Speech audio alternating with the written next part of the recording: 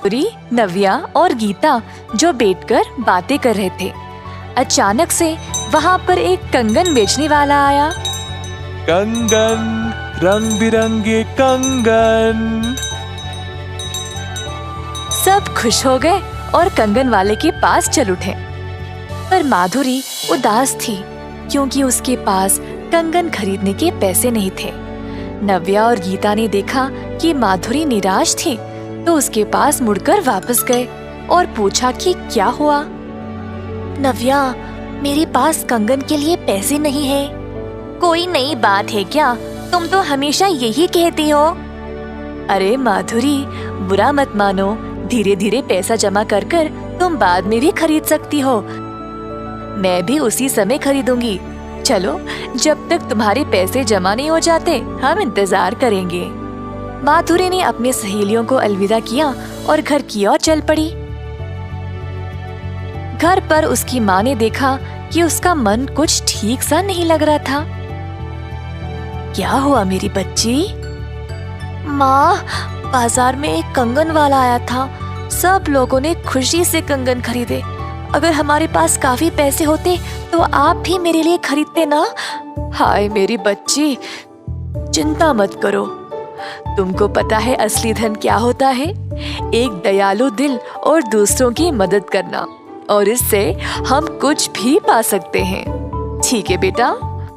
अपनी माँ की बातें सुनकर माधुरी को अच्छा लगा और उस रात वह शांति से सो गई। एक दिन माधुरी और उसकी सहेलियां बातें कर रहे थे जब उन्होंने एक गधे को भारी लकड़ी उठा ले जाते हुए देखा। माधुरी ने गधे की ओर देखा और अपनी माँ की बातों को याद किया।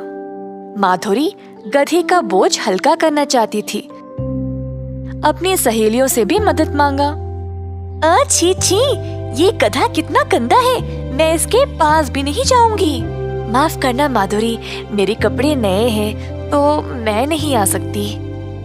माधुरी ने अब गधे की मदद अकेले ही करने का निर्णय लिया।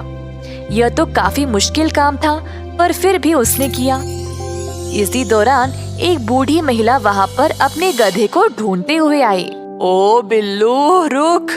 बिल्लू, मैं तेरे पीछे और नहीं दौड़ सकती। बूढ़ी महिला को पता नहीं था कि गधा एक ही जगह खड़ा हुआ था। जब वह पास आई तो उसने माधुरी को गधे के पास देखा। अरे बेटी, कौन हो तुम? अम्मा जी, मैंने आपके गधे को अकेले इतना भार लेकर चलते हुए देखा, तो बस मैंने थोड़ा सा बोझ हल्का कर दिया गधे की मदद करने के लिए।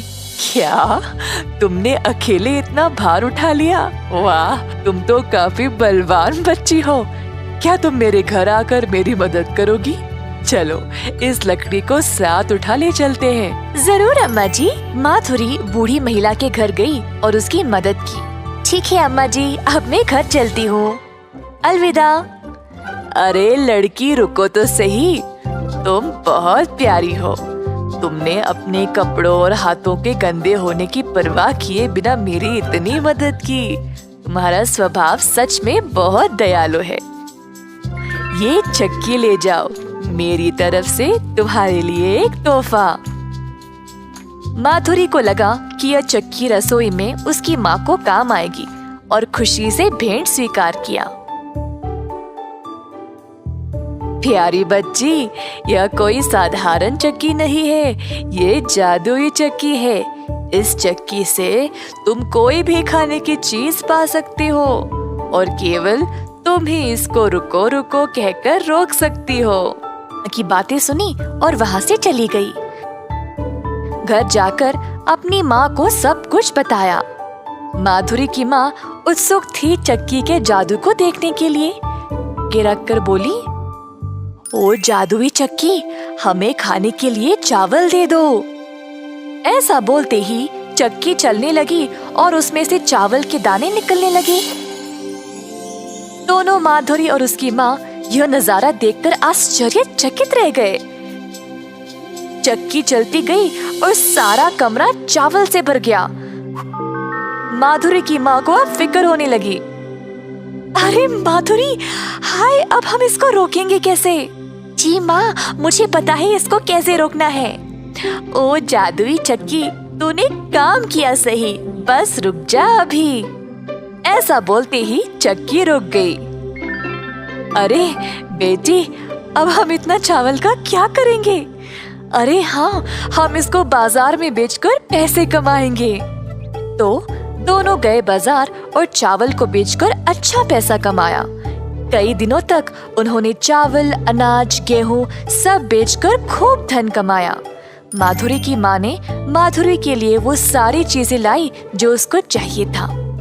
माधुरी की सहेलियां उसको नए कपड़े, सुनहरे कंगन, चमचमाते जूतों में देखकर हैरान ही रह गए। इस कहानी से हम ये सीखते हैं कि जब हम दूसरों की मदद दिल से करेंगे तो उसका इनाम कई गुण ज्यादा होकर वापस हमारे पास ही आता है।